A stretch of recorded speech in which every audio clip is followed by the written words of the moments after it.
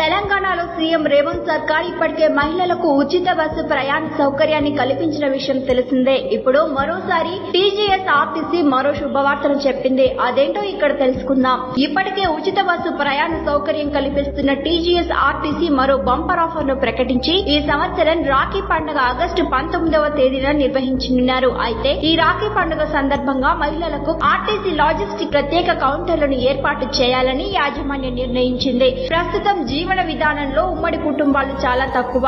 పెళ్లైన వెంటనే వేరే కాపురం పెట్టేయడం లేదా ఉద్యోగ దృష్ట్యా ఇతర పట్టణాలకు వెళ్లడం వంటివి ఉండటంతో ఇటు అక్క తమ్ముళ్లకు అన్నా చెల్లెలకు దూరం అవుతూ వస్తున్నారు. ఎప్పుడో ఒకసారి వచ్చే రాఖీ పండుగకు మాత్రమే తమ సోదరుడికి రాఖీ కట్టేందుకు అక్క లేదా చెల్లి వస్తుంటారు. అయితే ఈ పండుగకు కూడా తమ తోబుట్టువులకు రాఖీ కట్టేందుకు రాలేని పరిస్థితి ఉన్న వారికి ఆర్టీసీ ఓ వెసులుబాటును కల్పించింది. టీజీఎస్ ఆర్టీసీ లాజిస్టిక్స్ అధికారులు రాఖీలను డెలివరీ చేయడానికి ప్రత్యేక కౌంటర్లను ఏర్పాటు చేయాలని నిర్ణయించింది.